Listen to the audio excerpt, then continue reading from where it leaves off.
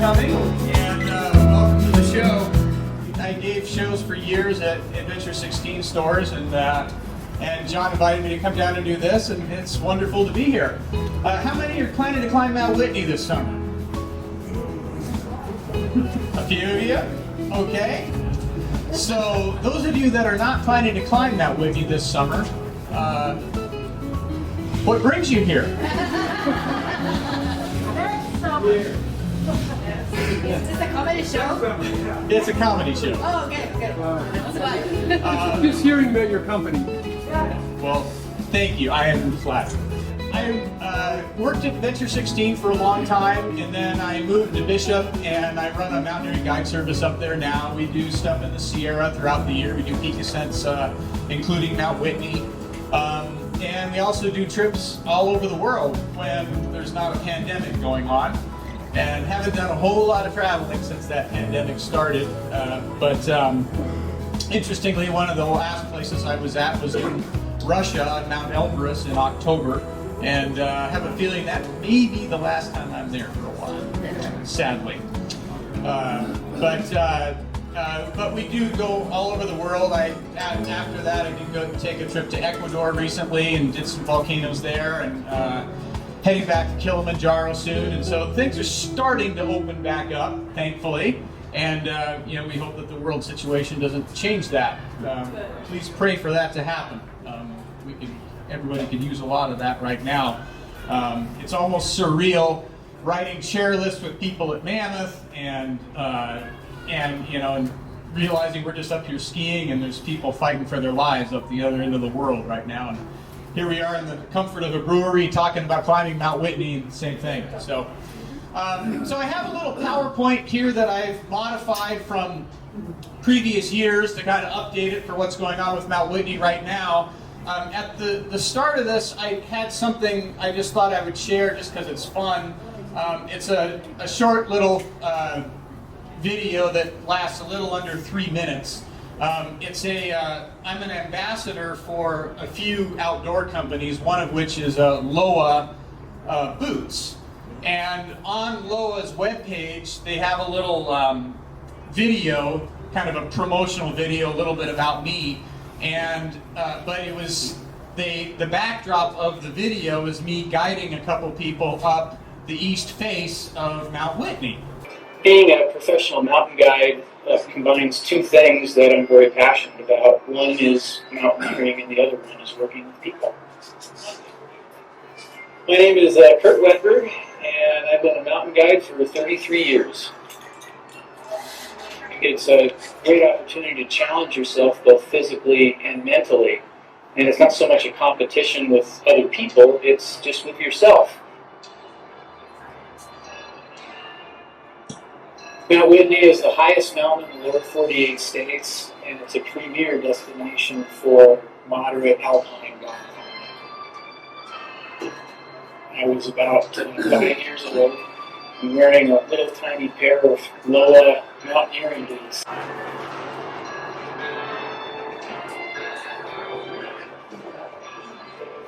I've been using the Alpine Pro for all my recent mountaineering adventures. It's the perfect boot for not only approaching, but rock climbing and snow and ice as well.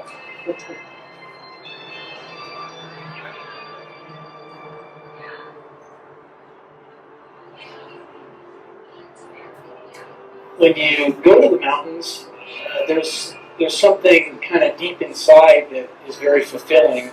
And for some people, that is their drive. Their motivation is just to get out and enjoy whatever it is they're going to do in the mountains. For me, I also find a lot of joy in introducing it to other people. So this passion that I've grown up around doing, being able to show that to other people and give them a little taste of it, a little slice of what I've been lucky enough to have my whole life, that really drives me. Steps to the summits.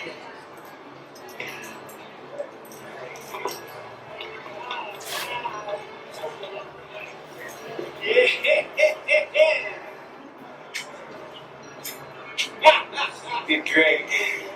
Way to go. Woo-hoo. And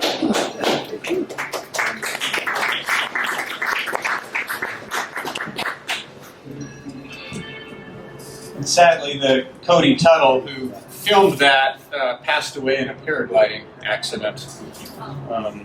Yeah. All right, now give me a second here to quickly switch back to our PowerPoint. And look at that, there we go. Okay, so our topic tonight is Mount Whitney. And for those of you planning to climb it this summer, I'm going to talk about a few topics here. A little bit about training and equipment and safety issues and the permit process, always a very daunting thing. And if time permits, at the end we will have some slides of the main trail when we're all done. So, we are, of course, down here, and we are tonight going up this way to the Sierra Nevada to Mount Whitney. And you drive up Highway 395 to the town of Lone Pine, and you hang a left turn, and it is right up there. And if you're flying, this is what it looks like. It's very similar to this right now, actually, with the snow, very definite snow line right there. Although this picture was taken in 1969, and by my father, who used to be used to have a small plane. And that's Mount Whitney right there. And as you go a little farther north and look across, there it is, right there. And Mount Whitney, the portal down here where you park your car is there. And then if you're going to go up and do the East Face or the Mountaineers route, you go up the North Fork Canyon this way. That's Upper Boy Scout Lake there. And then around here to Iceberg Lake.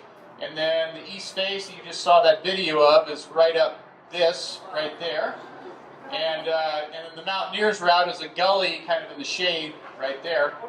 And then for the main trail folks, you go up a different canyon this way, eventually getting up to trail camp right in here, and then the trail goes like this.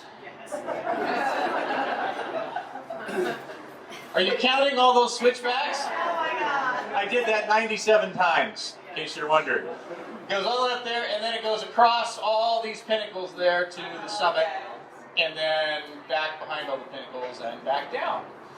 So that's what the portal looks like in the summer when it opens back up. Not really, but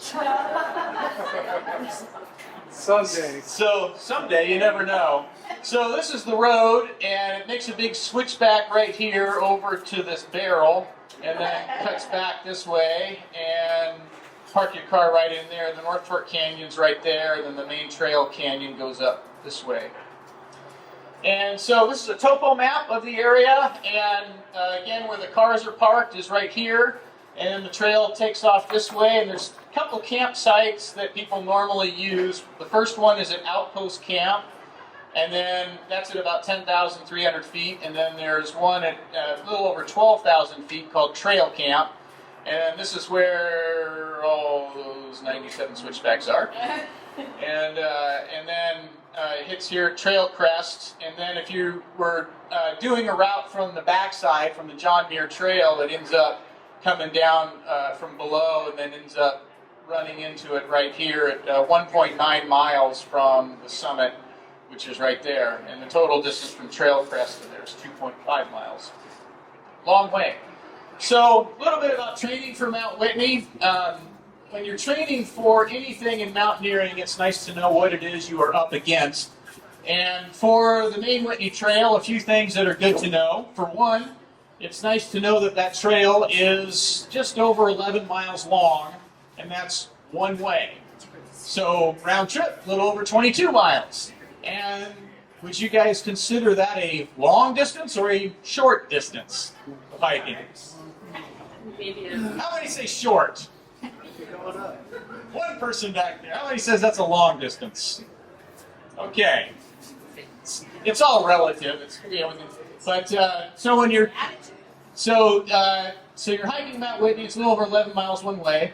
It is 6,158 feet of elevation gain from the trailhead to the summit. Is that a lot of elevation gain or a little? That's a fair chunk of elevation gain. And it starts at at 8350 and ends at 14505. So most people do it as a backpack trip, and although there are a lot of day hikers as well. And one of the things about the trail is that it is fairly well maintained. Its biggest obstacle for people is that it has a fair share of what I refer to as step-ups or step-downs. In other words, it's not just walking along a trail, there's kind of big sort of rock steps that over time just tend to fatigue people.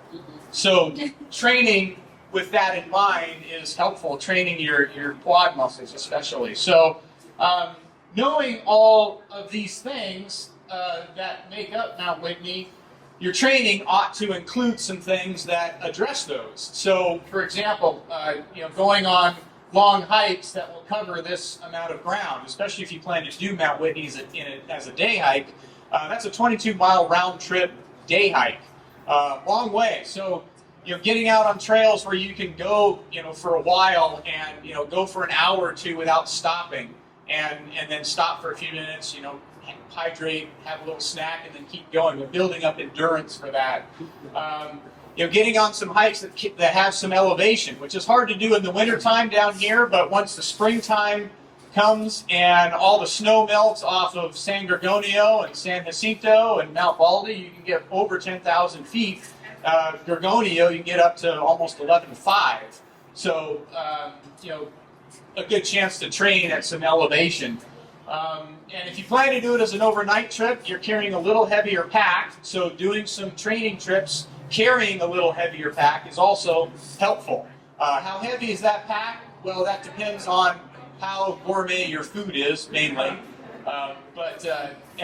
Figured it's somewhere in the neighborhood of probably low 20s to maybe 35, 40. Part of it depends on how light your gear is as well. And then, and as far as being a well-maintained trail, just remembering, it's not just walking on a sidewalk. There are large step-ups and step-downs. So doing some training that addresses that in your legs and having some balance for that as well. If you want a good overview about training for mountaineering, and you can take a picture of this website address. This is an article that I co-authored with a professional rock climber and alpine trainer, and it's basically a good overview about training for mountaineering in general, whether that be Mount Whitney or whether that be any objective you might have in the mountains. It addresses that pretty nicely, I think, because I co-authored it. But another thing is try to make a plan and just stick to it. Don't just randomly kind of go on hikes without a plan involved. Map it out, write it down, have some intervals that you train, whatever it is, a couple days a week, a few days a week, going on hikes after work every day, or doing longer hikes on the weekends, but have it all mapped out, with that, and again, addressing the type of terrain you plan to be on. And in between your hikes and stuff, you can do other things, that address like cardio issues, for example, going bicycling, swimming, or running. One of the things I keep in my office is a rowing machine, and I'll do some rowing workouts. I can hop on that rowing machine for half hour or less and get a whole lot of training. It addresses my legs, it addresses my core. Does a little bit of upper body and cardio as well, all in one machine. But if you have access to those at a gym or whatever, things like that will go a long way towards setting yourself up for success for climbing Mount Whitney. Questions about training at all? Okay, so a little bit about equipment, and I shortened this part quite a bit. John put the screws to me on this. He says, you need to keep this talk to 45 minutes. So if I start going over 45 minutes, he's going to be yelling at me back there. But anyway, so I would talk more about equipment usually than I will tonight. But let me just say a couple quick things that are useful to know. For one, I divide my equipment into 3 categories. My personal clothing that I'm going to bring on any trip, and my personal gear, that would be anything besides my clothing, And then group equipment, that'd be your shared stuff that is shared between your team members that you're going with. And if I had to put any special emphasis on any pieces of gear that you bring to Mount Whitney or to any other trip you do, I would put more importance on getting right your footwear and your pack. Who here has used footwear on a hike that did not fit well and gave you blisters? A few of you have had that happen before. It's not very fun, is it? Your feet are your transportation out there. And if you get those screwed up, boy, it really throws a monkey wrench in your whole experience. So getting that dialed in, getting a good pair of boots that fits you well, that's comfortable. And some people say, well, everything I use just always gives me blisters. Well, if that's the case, if you're just one of those people, figure out ahead of time on your training hikes where the blisters occur, and then tape them up ahead of time to preempt so you don't end up getting them.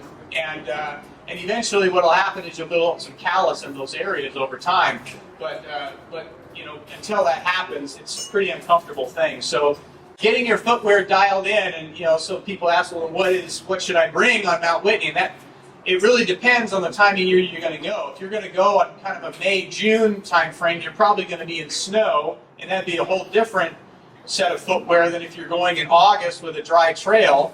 But that also might be different if you're going in October when the temperatures cool down and there's little sections of ice on the trail before the snow falls. And so there's going to be different footwear for different times of year, but again, getting that dialed in is critical to your success, safety, and enjoyment on Mount Whitney. And then similarly, your pack is the same way. Whether you are bringing a day pack for a long day trip up and down Mount Whitney, or you are going on an overnight trip, having that pack fit to your body correctly, and that a lot of I know a lot of people buy gear off online these days, but when it comes to boots and packs, you can buy stuff online, but man, get an actual boot fitter to fit your boots, and get an actual pack fitter to fit your packs. One of the companies I've worked with a lot over the years is Osprey Packs, and they actually have a program. You can actually buy it online, and then take it into a store and have it fitted by a real pack fitter. And the difference is, again, key to your success. You get a pack that doesn't fit right, it is a miserable experience. Anybody done that before? A couple of you, yeah. It's not fun at all. And then group equipment is going to include things like tents, stoves, fuel, your group food, your breakfast, your dinners you're sharing with each other. And when it comes to that stuff, knowing how to use it so you have that dialed in on Mount Whitney is critical. The last thing you want to do is roll into trail camp as the rain starts pouring down and you've got to pull out a tent and figure out how to put that thing together. You want to know how to put that thing together. Once you do, it only takes a couple minutes. And so while it's raining, you can quickly get that thing set up and jump inside, and then pull out your stove that you already know how to use because you've used it before on your training hikes at some point, and you can get that thing, obviously not inside your tent, but get that going and get some hot water going. That makes a huge difference, just again, to your comfort and to your safety on your trip. And so, getting all that equipment dialed in ahead of time before you go to Mount Whitney is key. If anybody is interested in a suggested equipment list of what I would say you bring, depending on what route you're doing, please send me an email. I will hit the reply button and I will attach a PDF file to it. If you want my email address, on the back, on the piano there are some brochures. Just grab a brochure and the email's right on there. And just say, hi, I attended your clinic and, equipment list, sure. And if I don't reply for a couple of days, it means I'm guiding a trip, but when I get back, I will happily send you one. Anybody have any specific questions about equipment that you may have used or are thinking of using? One more thing I guess I should say about it. How many here have used trekking poles when you hike? bunch of you. Yeah, excellent energy savers for, when you're walking up a hill, like a portable handrail. When you're crossing creeks, they give you some extra balance. And when you're tired walking downhill, they give you a little bit of extra balance on there. So if you haven't tried those before, I would highly recommend giving those a shot. A little bit about safety and hazards on Mount Whitney. There are a lot of them to consider, and this is the legalese right here of the show. Hazards include, but are not limited to, water issues, lightning, bears, trail hazards, altitude sickness, cold and heat injuries, etc. So just a little word about a few of these things. When it comes to water purification, I'm going to, in full disclosure, just tell you this up front. I don't treat my water anywhere in the Sierra, and I have not done it my whole life, and I'm still here to tell the tale. The one time I did, however, get sick was drinking some water off the main Whitney Trail. But here's a couple of things I can tell you, first of all, that might help set your mind at ease a little bit, is they do test the water every single week that comes out of that drainage. They don't publicize this, but it's tested every single week. And if they find something in there that is really hazardous, I promise you they're going to let you know about it. But they don't. But they still, the Forest Service still tells you, treat all your water all the time. There's always there could be a dead animal in the creek above you where you're trying to get water. There could be, on a place like the main Whitney Trail, this may be why I got sick, is there's a lot of people that are attracted to that trail that aren't necessarily outdoors savvy and outdoors educated, and they will do things like go to the bathroom close to water sources. I've seen people literally peeing right into a stream. They will wash their dishes, wash their face, bathe in the creeks. So there are reasons to, legitimately, if you want to treat your water, go ahead and do it. There's many options for doing it. The only thing I'd say about pump filters, they're great in the summertime, but if you go in the shoulder seasons, early season or late season, if a filter freezes, it'll crack and it's worthless. So make sure you keep it warm if that's what you use. Pills are always a great backup, because they're easy. You just drop them in and let them sit there for a little while. Boiling is a very sure method of making sure your water's okay, because it's going to kill anything that's in there. So a lot of people will boil all their water the night before and fill up their water bottles, and then the next morning they're mostly ready to go. They just top off whatever they drank during the night, and then they're off on their way. My favorite is ultraviolet light, which is there's different ones out there. The SteriPin is an example of one, and that's literally a little battery-operated light bulb. The bulb's about this long. The whole device is a little longer. You just turn that on, stick it into your water, and stir it around for 90 seconds with that light on, and then the water is safe to drink. Like, really? Yes. Actually, it works. And what it is, it's the same technology that Coca-Cola uses in their bottling plants to purify the water to make their soft drinks. And if you read the fine print, it actually doesn't kill anything. All it does is just make all the little bacteria in there sterile so they don't multiply in your small intestine. But it works great. And so, people say, so you don't treat, no, I don't treat my water anywhere in the Sierra, but when I'm guiding trips, knowing that some people aren't comfortable doing that, I carry an ultraviolet light, a SteriPin in my pack, and anybody who wants to treat their water, just hand that to them, and here you go. They're good to go. So just think about that and be smart about what you do. If you use, for example, pills, make sure that you read the instructions and do it correctly. For example, one of them is the potable aqua. There's 2 bottles. One of them is the iodine. The other one is basically vitamin C that takes away some of the taste of the iodine.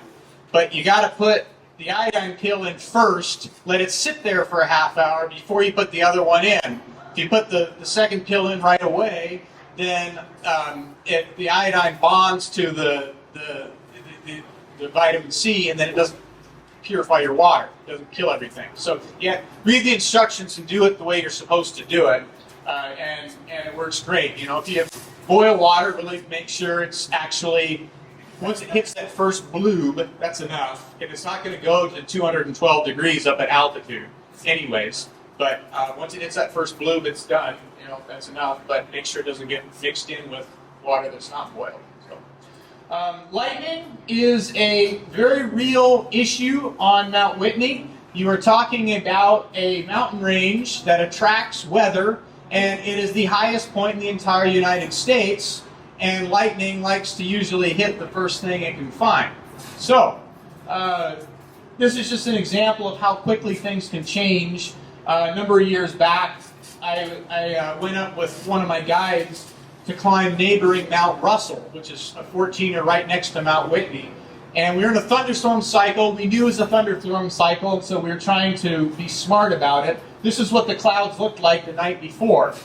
And as they usually do, they dissipate in the middle of the night. Not always, but we saw the pattern. We knew what was going on. So they dissipated at night, and then we got up in the middle of the night, and we know where we're going. You know, I knew the route very well by headlamps. We found ourselves high up on Mount Russell as the sun was rising, and this is what it looked like. And so down here, this is Iceberg Lake, and that's Upper Boy Scout Lake there. And over here is where the main trail drainage is of Mount Whitney. That's Lone Pine Peak right there.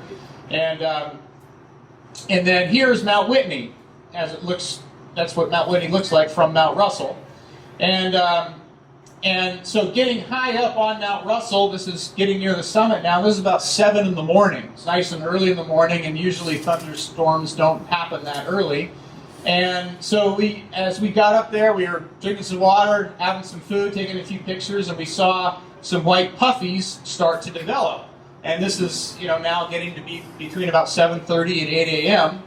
And so as we started descending down off of Mount Russell, the clouds started getting bigger and bigger and bigger. And meanwhile, on Mount Whitney, looking up at it right here, it was at first clear, and then that formed, and then as we got lower, that got bigger, and then we got lower still, and now the entire mountain is already getting shrouded in clouds. That's Whitney. This is Keeler Needle and Day Needle right next to it, and as we left Lower Boy Scout Lake and descended down towards Whitney Portal, it was shrouded in clouds here, and then we got down and ordered burgers from the Whitney Portal store as the lightning thunder opened up, and you know, now it's like 10:30, 11 in the morning. So it happens very quickly.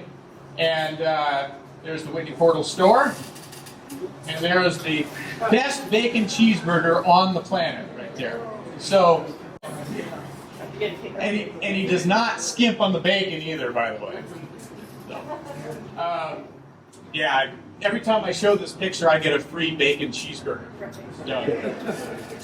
So, but the point being is that it happens quickly. Take it seriously when you're up there. If you start seeing dark clouds develop, remember, if you're on the main trail, from trail crest to the summit of Mount Whitney is 2.5 miles, and there's nothing stopping any storms from hitting you at that point.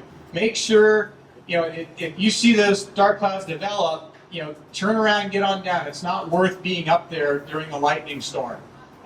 There's no protection when you're up there. You know, so people ask, well, what do you do if you got lightning that's around? Well, you know, first of all, for one, try to stay away from high points. If you're going to go out in a thunderstorm cycle, you're going to potentially be exposed to lightning. That's just how it is. You want to make sure you don't get exposed to lightning. Don't go.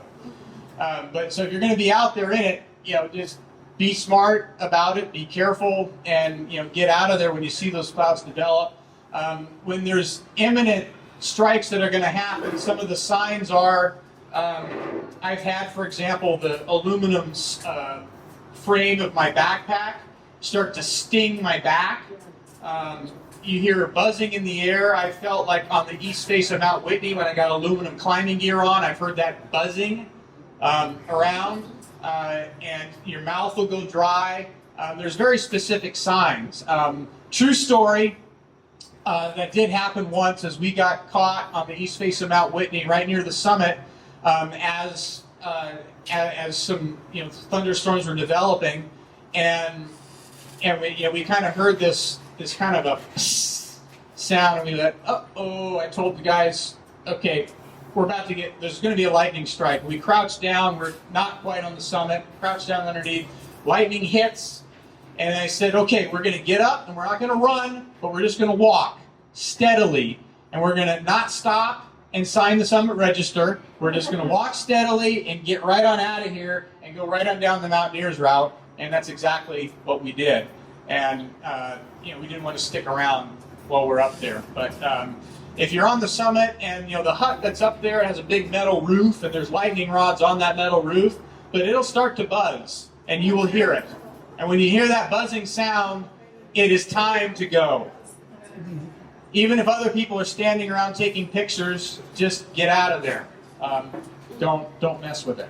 So, bears are a real hazard on Mount Whitney. There are no grizzly bears in the Sierra, even though our California state flag has a grizzly bear on it. We haven't had any in this state since 1921.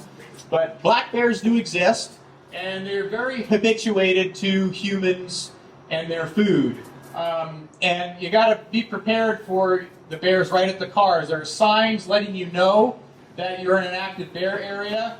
Don't leave any food in your car, and I put that in quotation marks because it's basically anything with a scent. Food, trash, recyclables, toiletries, candles, first aid kits, window cleaner, pet food, dirty dishes, any of this stuff that has a scent. Coolers, full or empty. Bears know what coolers are. And if they see a cooler in your car, they're going to break in and have a look. And so if you have a cooler that's brand spanking new, you've never used it, cover it up. But better yet, put it in one of the bear lockers that are in the parking lot. And so don't leave any coolers, water jugs, stove fuel. Don't leave any of that stuff in your car that a bear might see it. And anything, like duffel bags and other items, even if they don't have a scent, just hide all that stuff.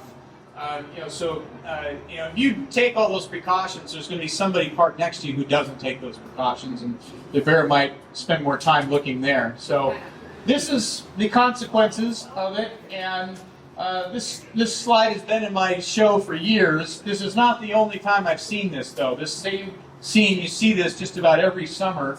On this particular one, inside, in between the two seats there, was empty Subway sandwich wrappers there. I think the bear probably ate the food. And he's smart enough to leave the wrappers behind for evidence. This is why I broke into your car. Not sure about that. Once you've left the parking lot, you're traveling. A few things to be aware of. Just understand you're in a bear area. Be alert. And bears don't like to be surprised any more than you like to be surprised. From a safety standpoint, traveling solo is a little more dangerous than traveling in numbers. Hiking during the daytime, you're going to see less bears because they're more active at night. But if you're doing a car-to-car day hike, you are going to start at night by headlamp. Some people will put a little bell attached to their pack. Or a whistle around their neck, so if you see one, you can make some noise. That's usually enough for a black bear to be discouraged to come at you. Staying on the trails, because bears will probably stay away from them. If you do find a carcass, by the way, make sure you don't go check it out. Bears might look at you as a rival for that food. And if you do see cubs, especially as cute as they are, stay away from them. Because mom does not understand that you just think they're cute, cuddly little things. The last mauling that happened in Whitney Portal were some tourists. They weren't hikers at all. They just drove up to Whitney Portal and were walking around, and they walked in between a mother and a cub. And she attacked them and injured them, and then she fled with her cub. And then from a statistical standpoint, once she's done that once, she's more likely to do it again. So as a matter of procedure, authorities will hunt down that bear and destroy it for the public safety, and then nobody wins out of that scenario. The cub loses its mom and everything else. So If there are any specific regulations when you pick up your permit, you will be told about those. If you're doing a day hike, you don't need a bear canister, but on an overnight trip, you are required to have one. These are the current ones that are approved and allowed in Sequoia Kings Canyon National Park. And I say this, and I distinguish that because when you start on Mount Whitney from Whitney Portal, you're in Inyo National Forest. That's national forest land. Once you cross the crest of the Sierra, so in this case on Mount Whitney, trail crest, once you leave trail crest and start up towards the summit, you have now entered Sequoia Kings Canyon National Park. So if you take any other route from Horseshoe Meadows, from the High Sierra Trail, from Onion Valley, John Muir Trail, any of that, you are in Sequoia Kings Canyon National Park. So when you're in Sequoia Kings Canyon National Park, they require a bear canister. It has to be an approved one, and these are the approved ones, the current models. This is for horses, these panniers, things down there. But in Inyo National Forest, the rules are slightly different. And what Inyo National Forest says is anything that is marketed to be a bear canister is acceptable. And so that, and what they mean by that is you can't take a mayonnaise jar empty and call that a bear canister. You can't take another container that of some kind, a food storage container or something. If it's not marketed as a bear canister, it is not approved in Indian National Forest. And that would include an ursack, which is, I just realized I misspelled that, didn't I? There's an S between the R and the A. Ursack. And it is an animal-proof bag. It's just a bag, but it's made out of Kevlar and such. And it's been tested by bears, and if you tie them up correctly, bears can't really get in them. But they do, a bear can pummel it pretty good. So, I've seen bears pawing bear canisters before, and that bag, they'll crush it. And so, they're allowed in Inyo, but not in Sequoia. So that's a picture of an ursack right there. And nice thing about them is they are lighter weight. When you're done, when they're if you have a couple of them in your pack, when you finish with one, they just fold up really nicely. And they don't weigh nearly as much. Most bear canisters weigh 2 pounds or more, although they do make a nice seat when you're in the backcountry. Another thing that the Forest Service has seen a lot of lately, and these are not allowed, these are not considered bear canisters, are these Ziploc food storage bags, and they're designed to be reusable, and they say, right on there, resealable, washable polyethylene bags, watertight, airtight, and odor-proof. So they prevent animals from sniffing out your edibles and toiletries. But they are not bear canisters. They are not allowed to be used as a bear canister anywhere in the Sierra.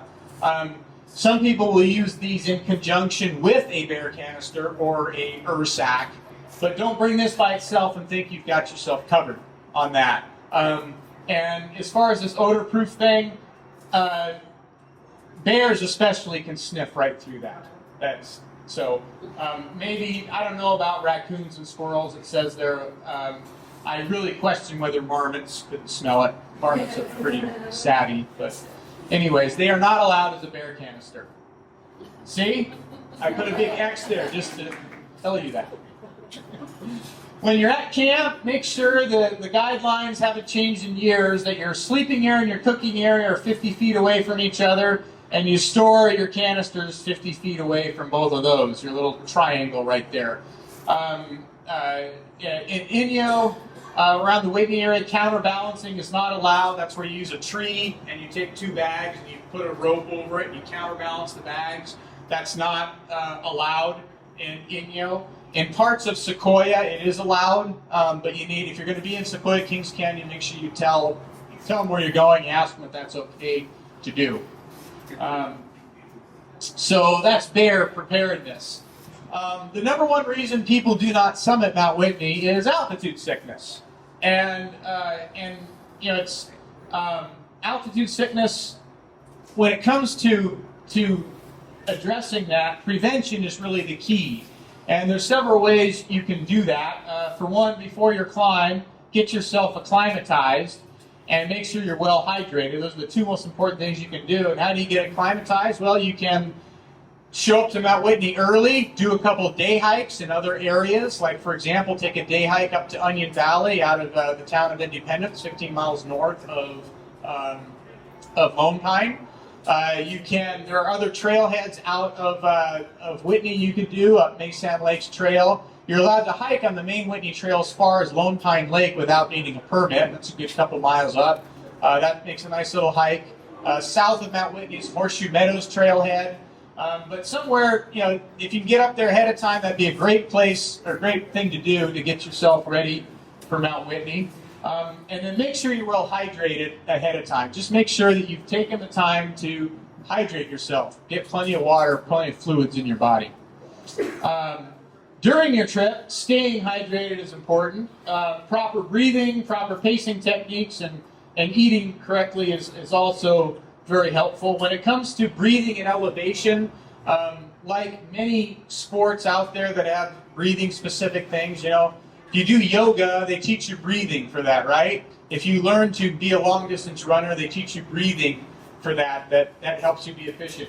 At elevation, it's something we call pressure breathing. And I'm going to demonstrate it and then I'll explain what I'm doing, but it looks like this.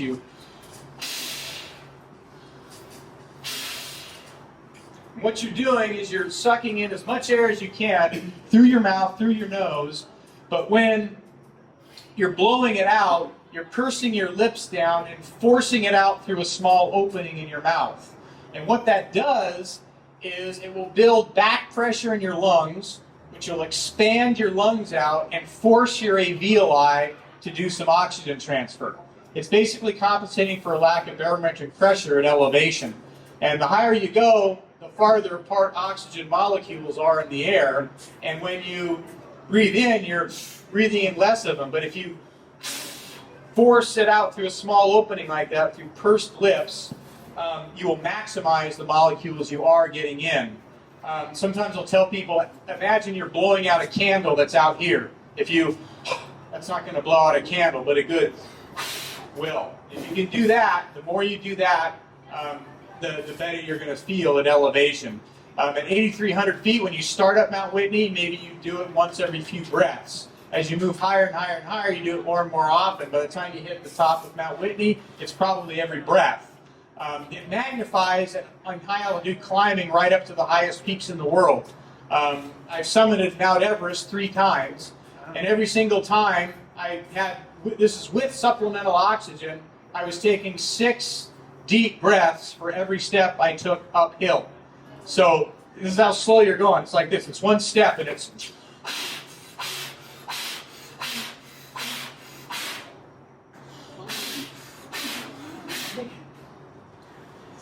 And if I keep doing that here, I will pass out.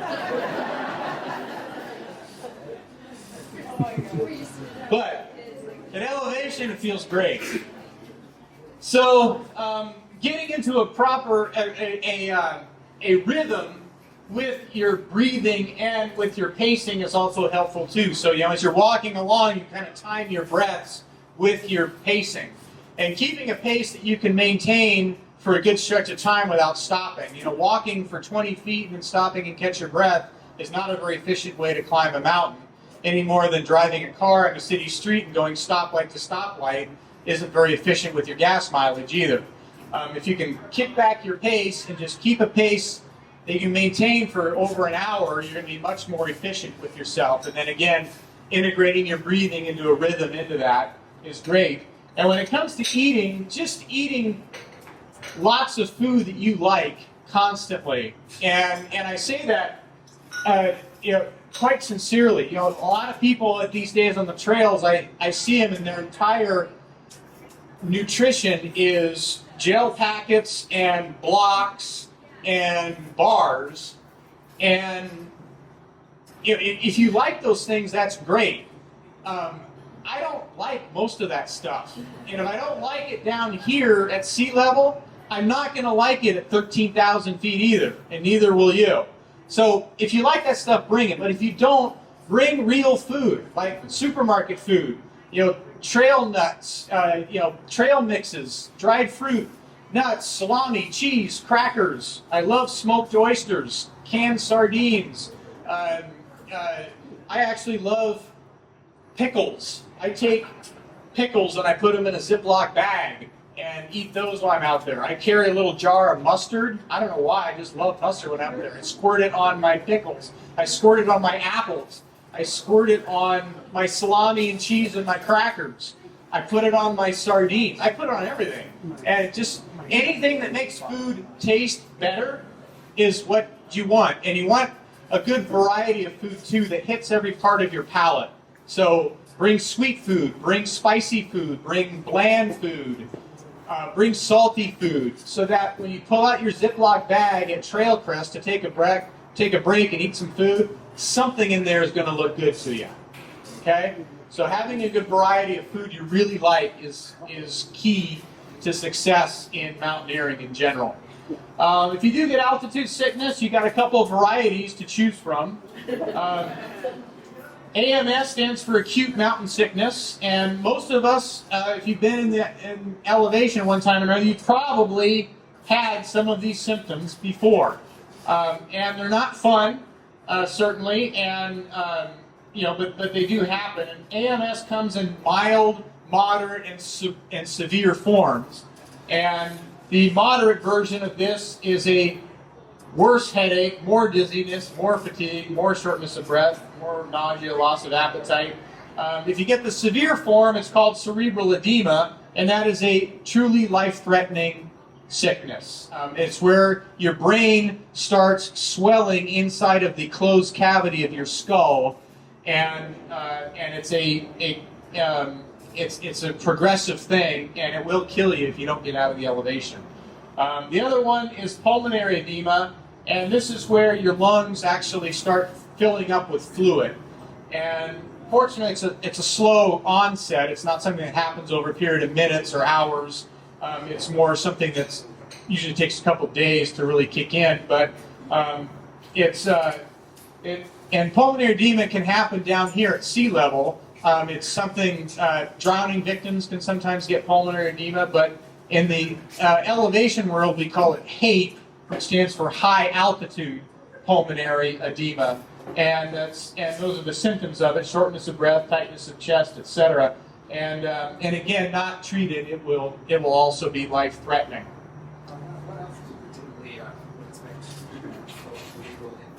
What altitude would I expect these to happen? So they can happen to anybody at almost any elevation. I mean, not sea level, but up. Some people can get it as low as 6,000, 7,000, 8,000 feet. Ski resorts that are between 8,000 and 10,000 feet, they do see cases of this, especially when people just, no acclimatization, just go right up to a ski resort and then they yuck it up at night, ordering a few too many brews at a place like Helix, only at elevation. And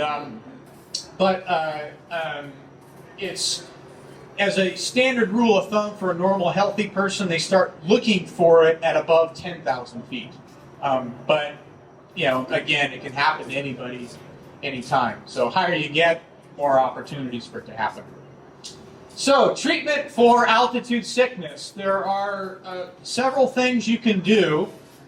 At the top of the list is go down. The next thing you can do is descend. Next thing you can do is get out of the altitude. And the final thing you can do is go back to your car and drive to Lone Pine. Are there any questions about treatment for altitude sickness? Okay. So, permits. Who here has applied for their permit already? A few of you? Okay. Well, if you haven't done so, you still have a few days to do it.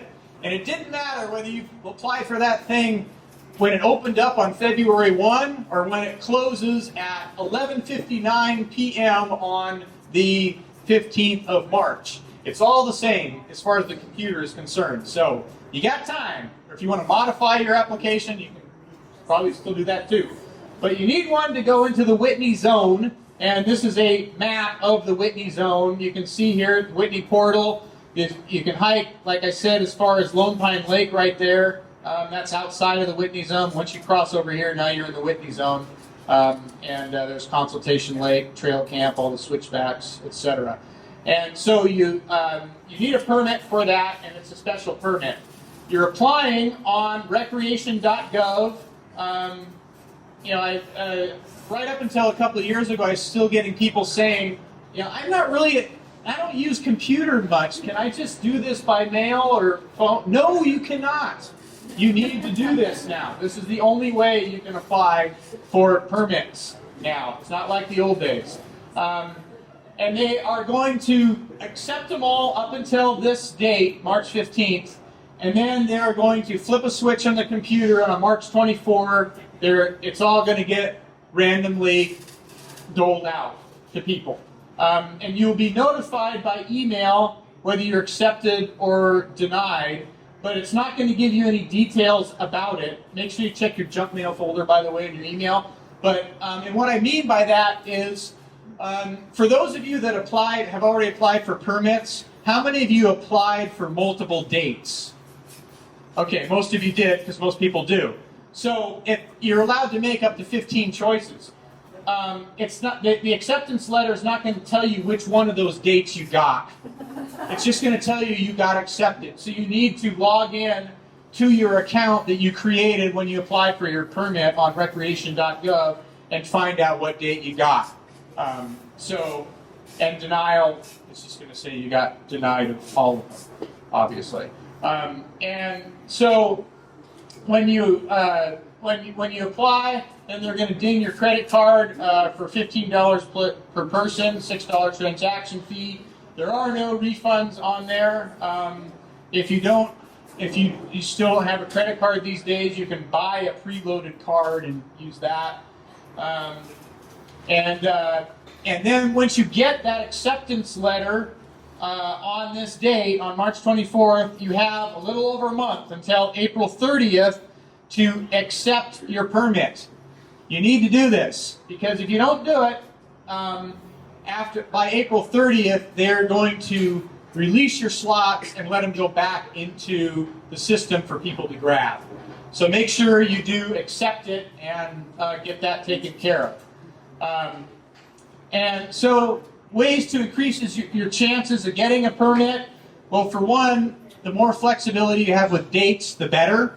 If you, on that form, if you put down 4th of July weekend and Labor Day weekend, your chances are a lot more slim of getting a permit acceptance than if you say some weekdays and in the middle of the summer or the fall. So the days that are least applied for are early in the week. Tuesdays and Wednesdays are probably the least applied for days. Monday is probably a close second in there too. But if you apply for those weekdays, those early weekdays, those are usually your best shots of getting one. But more flexibility you can have with dates, the better. And the number of people in your group. You can apply for up to 15 slots, but for a day permit, they give up to 100 a day. For overnight permits, they give 60 a day. So if you're applying for an overnight backpacking permit on Mount Whitney and you ask for 15 slots, your chances of getting one are not very high when that's a quarter of the amount that they're going to dole out for that day. Not impossible, but it's done randomly by the computer. So on April 1, so let me go back up here a second. So March 24th, everything gets awarded. Now, if after awarding all those permits, if there are still some slots available, they will open those up on April 1 for anybody to grab. And I can tell you right now that probably won't happen. But where the dates that it does happen is usually in the shoulder seasons, either kind of the May time frame or the October time frame is when there may be a few slots available. but chances are not very high. Last year there were none. They doled out every single one. And then after May 1, or on May 1, any permit that was not accepted will then go back into the pool and be open for the public. And at that point, the reservation system goes completely live. And so if somebody had a permit for, say, July 24th for 5 people, and then something happened in their life and they're not going to use that permit, and they, out of the goodness of their heart, called up the Forest Service and released those slots, then those will get put back on for anybody to grab. And people do that. Some people don't bother and they just let them go, but they do that. Yes, Jack? You call the Forest Service, or do you get a hold of rec.gov? You go to rec.gov and get those. Yeah. And so there are people who just keep a spare computer screen, just kind of refreshing all the time to see if anything comes up. That's, depending on how much you want to permit, you can do that. So those are the dates to think about and to remember with that. And so, like I said, everything's live, and anything could possibly be available there. What does sometimes happen is people will, I've noticed, if you're on Facebook, there's a pretty active Mount Whitney Facebook page. There's also the Whitney Portal store has a website, a message board on there. I've noticed that some people will, knowing they're going to release a slot, they'll put a note up there saying, hey, I'm going to release some slots today. And then the Forest Service doesn't automatically put them up. They randomly put them up over the next 24 hours once they get released. So sometimes you get a little alert that way. And there you go. So another thing you can do is consider a different route, like starting from Horseshoe Meadows or Onion Valley or the High Sierra Trail. Those are great backpacking routes. They take a little longer than the main trail, but some awfully pretty country that not nearly as many people visit as visit Mount Whitney.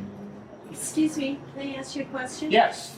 So if I was just going to go out for that day trip outside of the circle, I don't need a permit, or I still do need a permit? No, if you're just taking a day hike and you're not going in the Whitney Zone, Right. you can go wherever you want in the Sierra outside of the Whitney Zone. That's what Yeah, okay. for a day hike. For a day. Yep. Yeah, if you're going overnight, you still need a permit anywhere you go. But outside of the Whitney Zone, it's a different permit. So, for anybody who hasn't applied but still looking to apply, this is your web page where you do it.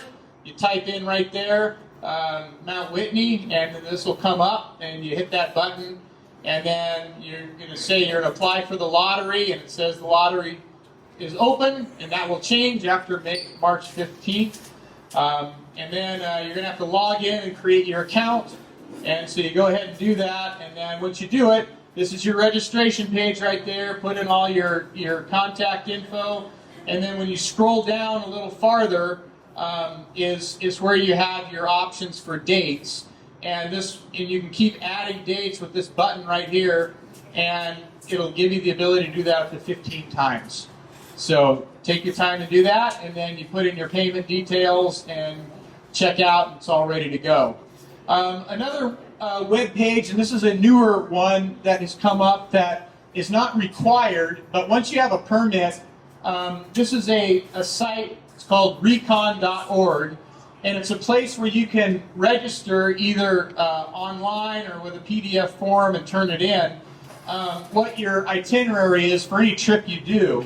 And what this is for, this is the web form right here. You can see this is the top of it here. And when you scroll down a little bit, you can scroll down here. And there's even a place at the bottom here for uploading pictures of what your boot prints look like and the various gear you're carrying with you. And all this is it's information to let search and rescue or the authorities know. So if you don't return from a trip and your loved ones are calling the sheriff saying, hey, my friend didn't turn up from their trip, if you filled out one of these forms, they're going to be able to go to that. That's going to give them some valuable information to come find you now. But it's a Forest Service thing, and this is it, recon.org. And like I said, this is the first page that'll come up, and then you just click on this web form there, and that's the web form thing right there. So definitely check it out, fill it out. It's not going to put you on a mailing list for any kind of spam or junk or anything else. It's literally there just in case you don't show up for something. So it's you're not getting secret information, but it's still not widely out there among the general public yet, but hopefully will be at some point. So,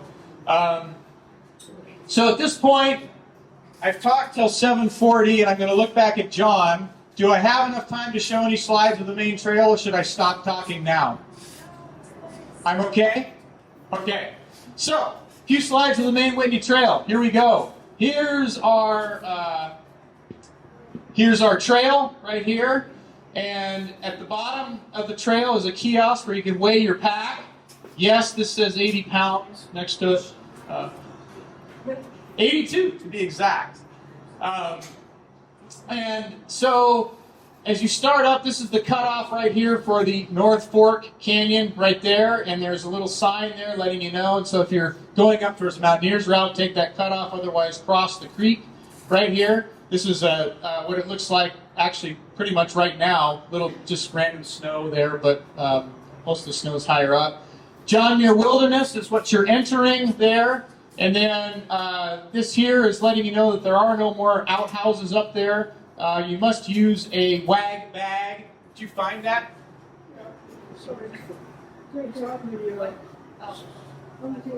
Ah, there it is. So when you get your permit, by the way, you can print them out at home, but make sure you pick up one of these wag bags from the Forest Service. And this is how we pack out our waste when we're on Mount Whitney these days. It's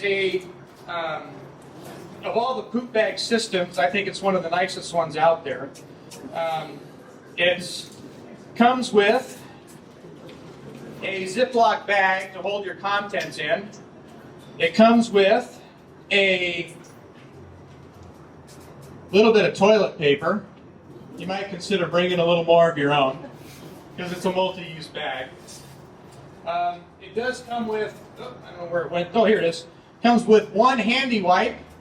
Count them, one. You might consider a couple more for your multi-use bag. And then it comes with what I call the business bag. And the business bag looks like this, and if you can look in the light here, you can see there's a chemical kind of floating around, a powdered chemical, that when it comes into contact with human waste, does a great job of breaking it down. Does such a great job that if you just put it somewhere for about a week or so, you'll see it start to eat through the bag. And then, when you go to use it, go find yourself a place that has a good view. And this is advanced wag bag usage, is doing this while you're holding a microphone. And take it like this and roll it up. And then you have a choice in this world of direct deposit or poop and scoop. I prefer direct deposit myself. Just aim carefully. Put this down like that, find your view, and then this is where you get to practice your squats you're doing in the gym as you're training for Mount Whitney. And of course, pull down your pants first. I won't do that part now. Aim carefully, do your business, put your toilet paper and everything else in there, and then because you rolled this up so nicely, you can grab it underneath here to unroll it. And it will probably start looking something like that. And you will twist it up. And like this, put it into your Ziploc bag and put this into your pack. When you carry this, I don't put it inside my cooking pot. Usually somewhere on the outside of your pack is just fine. You can also, there's usually pockets around the outside. I will, in the summertime, I will take a couple extra Ziploc bags with me just to triple bag it. only to make sure that, I mean, the chemical does a pretty good job with the stink, but it's not 100%. In the wintertime, it freezes and it stinks even less. But the point is, we do need to use these things when we're out there. If you do the math at 100 a day for day use, 60 a day for overnight use, there's the potential, if everybody poops once a day, there's a potential for 9,000 some odd poops in that region. And if we don't take care of that place and keep it clean, they're going to start diminishing numbers even more.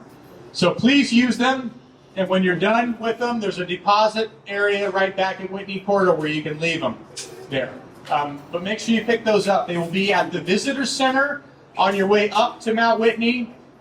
They will be at, they try to keep them also at the kiosk at the trailhead, but sometimes those get all emptied out. So best thing to do is grab them from the Forest Service on your way up from the Visitor Center at the south end of Lone Pine. Okay? So, moving right along, there's your demo about how to use your wag bag. And so this is what the trail looks like moving up. And if you see markers like this, that means there's trail work being done, restoration, so don't cut switchbacks because they don't want people walking on that while they restore it. There are places where you walk across logs on water, and late season this water is usually not there, earlier season it is. This is very close to Lone Pine Lake, and then and that's Lone Pine Lake down there. And then there's your sign letting you know that you need a permit beyond this point. And then it's going to start moving up and switch backing up here, eventually getting to Outpost Camp at 10,300 feet. This is an early season shot when there's water that runs right through the trail and there's some logs in places. This all disappears when the after usually by end of June. And then there's plenty of places to camp here, and then from this point, makes a right turn, goes around the camp, and then moving higher up some more switchbacks this way, and goes past Mirror Lake, crosses there's a few places like this you cross on rocks. That's where trekking poles are great to have. Mirror Lake you're not allowed to camp at anymore. It's a nice place to be, but to have lunch. And you can see here, this is a picture taken in 1959, and there's lots of trails down here that were use trails, and all this is restored quite nicely, so that's why there's no camping there anymore. And then the trail will switch back this way and then start getting up above timberline, and goes up here pointing towards the mountain. When you see things like this, I call this micro trash. This is all the little wrappers that over the years we've accidentally dropped. And if you see these, just please pick them up. We've all dropped them at one time or another by accident, so just help each other out and pick them up. Do not give the rocks gum. The rocks don't chew gum. And moving higher, you can see some of the big step-ups that do happen on this trail. When you're carrying a pack on your back, these will fatigue you over time. That's why you train your legs for it. And going upstairs and building and stuff, great way to train for that kind of stuff. This is Trailside Meadow, nice place to stop, take a break, get some water, and then it switchbacks over here to this barrel before it goes back and goes up here. And then there's Consultation Lake, right below Trail Camp. You're allowed to camp at Consultation Lake. And then Trail Camp, right here where most people camp. Some areas they have designated no camping because you're too close to the water source. And then here's Whitney. Kilo Needle, Day Needle, Third Needle, there's Mount Muir, and then farther over Muir, and then here's the switchbacks. And when I start, I like to get an early start in the morning and get high up on these switchbacks as the sun's coming up because it's so pretty. And then and you can see what the switchbacks look like. They're very well maintained. You see a lot of polemonium growing. This is my favorite Sierra wildflower. It only blooms about 12,000 feet in the Sierra. And then there are some places where there's cables along here, but they are not a foolproof thing. And there's icy sections right in here. If you've got there early or late season, you can see some fresh snow on here. it is a bad fall, and this is what it looks like when there's snow on it. And this is where somebody almost did buy the farm, actually. They took a slip right here because they didn't have proper footwear.